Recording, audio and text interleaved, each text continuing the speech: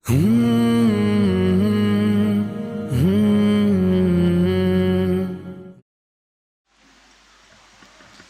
सल्ली अला सय्यिदिना मुहम्मद व अला आलि सय्यिदिना मुहम्मद व बारिक वसल्लम।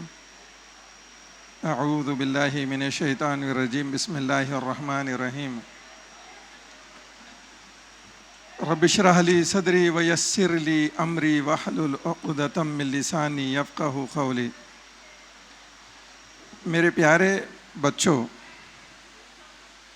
और काबिल एहतराम वालिदैन और मोअज़्ज़िज़ मेहमानान, किसी नए साल की शुरुआत इससे भी बेहतर कुछ हो सकती है क्या कि हम एक दूसरे की हिम्मत जोड़ने के लिए खड़े हो जाएं। जैसे मुफ्ती साहब ने कहा कि ये हिम्मत डे आपके लिए नहीं है बल्कि हमारे लिए है। आप लोगों को देखकर हमारी हिम्मत बढ़ती है और हमारा जोश बढ़ता है और आगे बढ़ने का एक नया जज्बा हमारे अंदर पैदा होता है। पिछले साल हम ये प्रोग्राम कर नहीं पाए, उसके कई वजूहात रहे। मेजर रीज़न उसका था कोरोना का जो इंसिडेंट हो रहा था, तो हमको इजाज़त नहीं मिली प्रोग्राम करने की। तैयारियां सब हो चुकी थी। अल्लाह का शुक्र है इस साल आप लोगों के साथ मिलने का फिर से मौका मिला।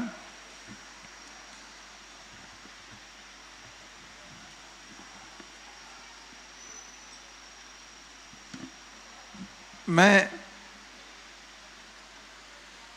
वो तमाम बच्चे जो यहाँ मौजूद हैं, कोई इंटरमीडिएट के स्टूडेंट्स हैं, कोई डिग्री कॉलेज के स्टूडेंट्स हैं, कोई बिल्कुल किड्स के स्टूडेंट्स हैं, कोई स्कूल के स्टूडेंट्स हैं। इन्हें इतने मतलब वेरियस इंस्टीट्यूशंस के हमारे स्टूडेंट्स जो यहाँ जमा हुए हैं, इनको देखकर मैं अपने पूरे बचपने से गुजर चुका हूँ और ये पिछले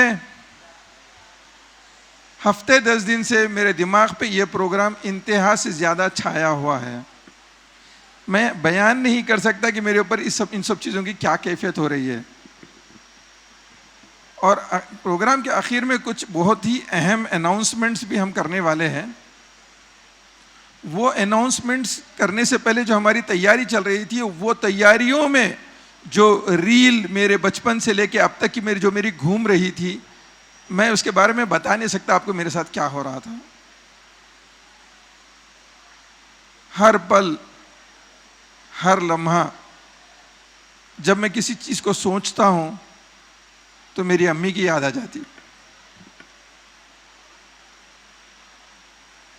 अल्लाह उनकी मग़फ़िरत फरमाए, उनके दर्जों को बुलंद फरमाए। एक ऐसी माँ जिसके 5 बेटे हैं और सबसे छोटा बेटा 6 महीने का है और वो बेवा हो गई। मेरा तो नंबर 3 था।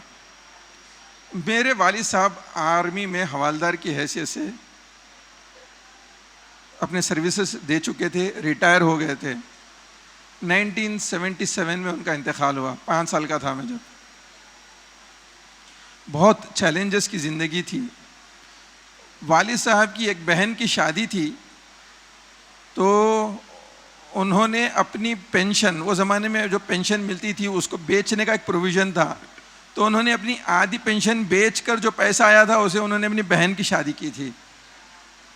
तो बाकी के जो आधी पेंशन थी उसे चलता था और वालिद साहब जॉब करते थे। और उनकी जो जॉब थी, एक बहुत बड़ी यहाँ पर एक इंडस्ट्री हुआ करती थी। आजकल जो इंदिरा पार्क है उसी के करीब में एक प्रागा टूल्स के नाम पे एक बड़ी फैक्ट्री हुआ करती थी। उस फैक्ट्री में मेरे वालिद साहब बहैसियत सिक्योरिटी गार्ड काम करते थे। मेरा बैकग्राउंड कोई अमीर घराने से नहीं है। बहुत स्ट्रगलिंग लाइफ रही हमारी, लेकिन हर स्टेज पे अगर मेरे लिए कोई हिम्मत अगर देने वाला होता तो वो मेरे अम्मी जान थे। हर लम्हा हर पल मेरे लिए एक बहुत बड़ा मोटिवेशन थे। 1977 में जब उनको पेंशन, वालिद साहब के इंतकाल के बाद में जब उनको पेंशन मुंतकिल हुई तो 138 रुपीस उनको तनख्वाह मिलती थी, वो पेंशन मिलती थी 138 रुपीस।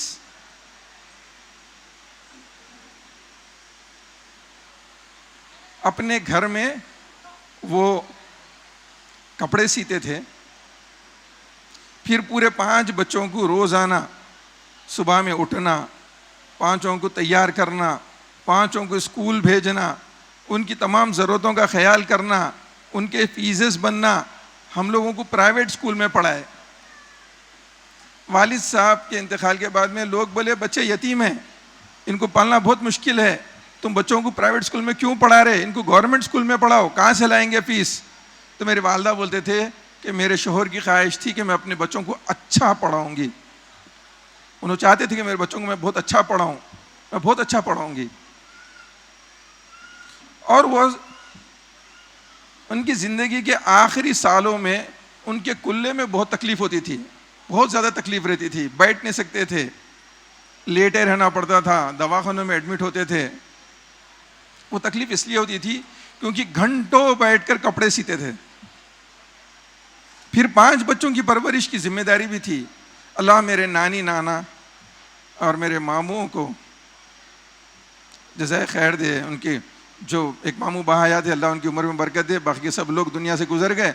उनकी ज़िंदगियों में, उनकी आखिरत में अल्लाह उनके दर्जों को बुलंद फरमाए। हमको ला के अपने घर में रखे, सहारा दिए, निगरानी करे, लेकिन पकाने की, घर चलाने की जिम्मेदारी अम्मी अपने हाथ में रखे, किसी के ऊपर बोझ डालने नहीं दिए। और फिर अम्मी किसी किस्म की कोई कमी नहीं करते थे। हमारे को अगर स्कूल, हमारे को ईद के दिन अगर कोई कपड़ा बनता तो अम्मी जो है ना ब्लैक पैंट और वाइट शर्ट सिलवाते थे ईद के दिन। अक्सर यही अम्मी ऐसा कही को, नहीं बेटे ब्लैक पैंट के ऊपर आप कोई सा भी शर्ट पहने तो चल जाता, और ये जो तुम्हारा वाइट शर्ट है ईद को जो मैं बना रही हूं वो स्कूल के ड्रेस के लिए काम में आ जाता। और रोते थे, अक्सर रोते थे, क्योंकि आदमी की जुदाई ना औरत को तोड़ के रख देती।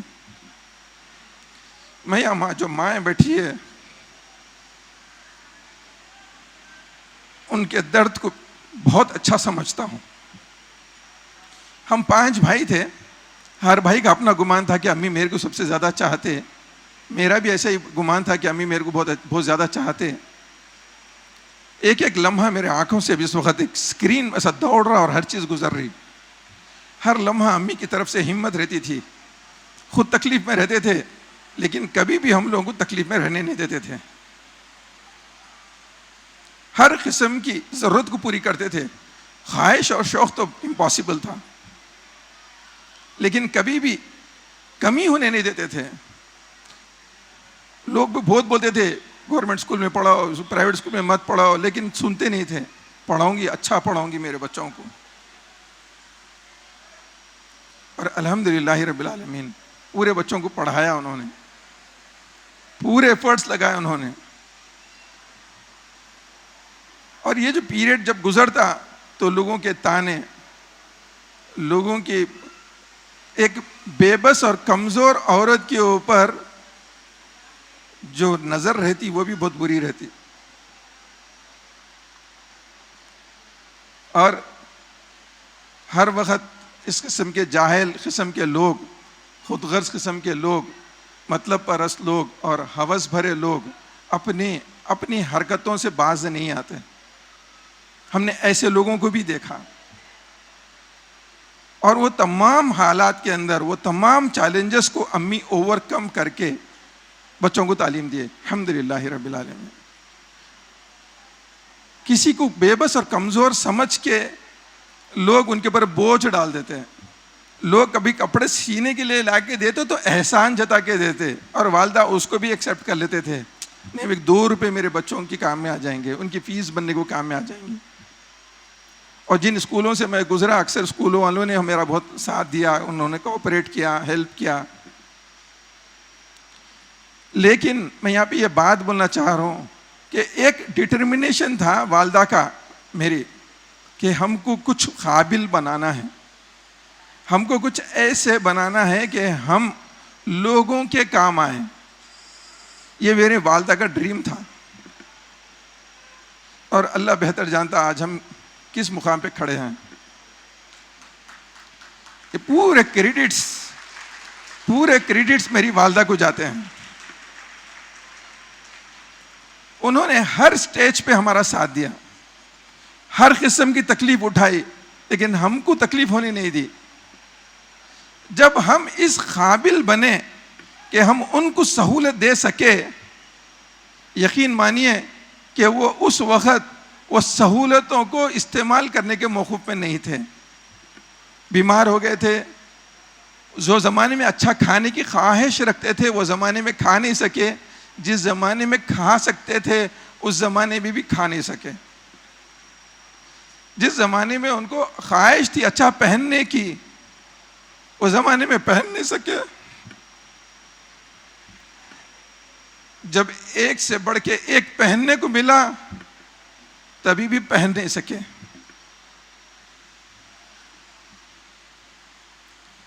ख्वाहिश थी उनकी कि मेरे पास भी अच्छा सा सोना रहे, एक अच्छी सी नेकलेस रहे, एक अच्छी सी लॉकेट रहे, एक अच्छा सा चंदन हार हो।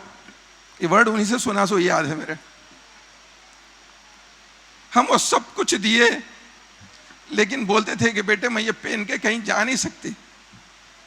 तो हम बोलते अम्मी अब पहन के हमको दिखाओ।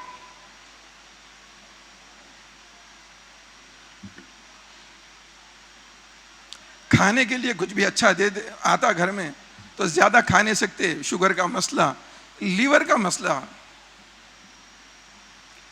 डॉक्टरों ने कई चीजों में मना कर दिया, पाबंदियां लगा दिया, लेकिन फिर भी कितनी भी तकलीफ में रहते तो मुस्कुराते। हमारे पर कभी हालात आते तो हम मम्मी के पास चले जाते, हिम्मत दिलाते, कुछ नहीं होता बेटे, बेफिक्र रहो, अल्लाह की मदद आती तुम्हारे साथ, और हाथ उठा के दुआ करते। आज वो दिन हम मिस कर रहे हैं, लेकिन आज उन्होंने हमको इस मुकाम पर खड़ा किया कि हम उन जैसी ख़वातीन के लिए अल्हम्दुलिल्लाह कुछ करने के काबिल हो चुके। तो उनके जो दर्द है, मैं समझता हूँ अक्सर आप में से लोग उस दर्द से गुजर रहे हैं, लेकिन हिम्मत मत हारिए, बिल्कुल हिम्मत मत हारिए, जुड़ के मजबूती के साथ खड़े हो जाइए।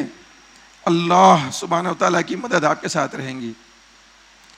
यकीन मानिए अम्मी का जो एक पॉजिटिवनेस था, जो उनका एक जोश था, एक वलवला था, जो उन्हें हिम्मत अफजाई देते थे, वो बहुत गैर मामूली होती थी।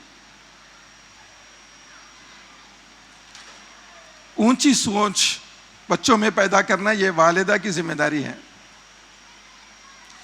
यतीम होने की हैसियत से मुझे बहुत सारे बेनिफिट्स मिलते थे, लोग मेरे ऊपर ज़्यादा रहम करते थे, और मेरे को किसी काम के अंदर रोक टोक भी नहीं होती थी।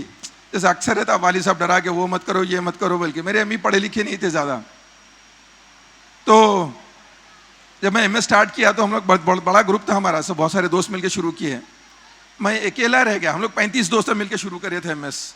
मैं अकेला रह गया एमएस में, बाकी ये सब चले गए। उस वक्त जो फंसा था आज तक फंसा हुआ हूँ, और शुक्र अल्लाह का फंसा हुआ हूँ। हम लोग स्टूडेंट्स थे, जोश में शुरू करे थे, लेकिन वक्त के साथ साथ इंस्टीट्यूशन के अंदर मेरा इन्वॉल्वमेंट बहुत हो जाता था। मैं जब जस्ट इंटर पास करा, इंजीनियरिंग में एडमिशन लिया, first year of engineering MS start किया। अब 32 ईयर्स हो रहे हैं उसको, या 2023 में 32 ईयर्स हो जाते हैं इसको पूरे, अल्हम्दुलिल्लाह। मैंने हर स्टेज पे कोशिश की, और जब भी परेशान हुआ अम्मी की मदद मांगा, अम्मी की दुआएं लिया, अल्हम्दुलिल्लाह आगे बढ़ते रहा। ये जो बच्चे यहाँ बैठे हुए हैं, मैं उनको ये बताना चाह रहा हूँ कि ये जो माँ है ना, माँ बहुत बड़ी ताकत है हमारे वास्ते। जिनके पास माँ है उनके पास पूरे जहां भर की दौलत है, जहां भर की हिम्मत है, जहां भर की ताकत है। खुश नसीब है वो लोग जिनकी माँ उनके साथ है, लेकिन ये बहुत ज़्यादा दिन नहीं रहते, ये चले जाते ये लोग। इनकी कदरदानी करने की ज़रूरत है। आज मैं बैठ के कितना भी रोऊं तो मैं कुछ नहीं कर सकता। मैं चाहता हूं कि अम्मी के पास जाऊं, उनके पैरों को पकड़ूं, उनके पैरों को चूमूं, मुमकिन नहीं है, बिल्कुल मुमकिन नहीं है। सिर्फ वो यादें रह जाती है, बस सिर्फ वो यादें रह जाती है, और यादों को याद करके सिर्फ रो सकते और कुछ नहीं कर सकते। बहुत जरूरी है कि अपनी माँओं की कदरदानी करें हम लोग। माँ एक सोर्स ऑफ कंटिन्यूअस मोटिवेशन है। माँ हर लम्हा हमारे लिए एक हिम्मत का पहाड़ है। दुनिया पूरी मायूस कर देंगी, लेकिन माँ मायूस नहीं करती।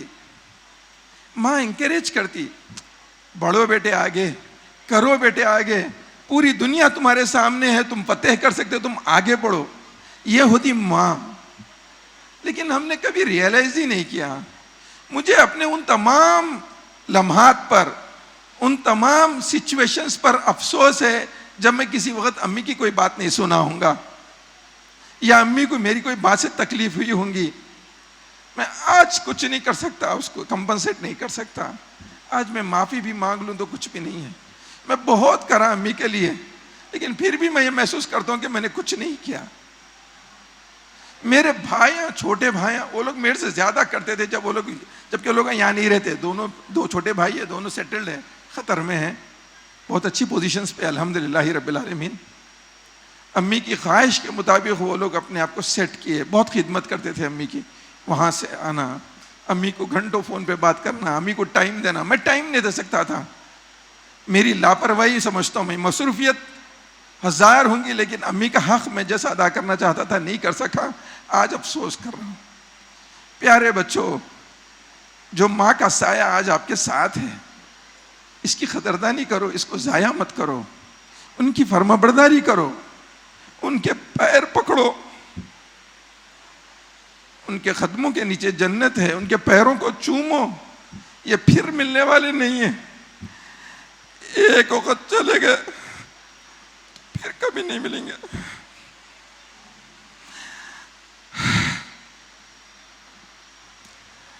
बहुत जरूरी है कि इनकी वैल्यू कर लो। आज नहीं करे तो फिर कब करोगे? कल हम रहे ना रहे, कल वो रहे ना रहे, आज वो मौजूद है, उनकी कदरदानी करो, उनसे फायदा उठाओ।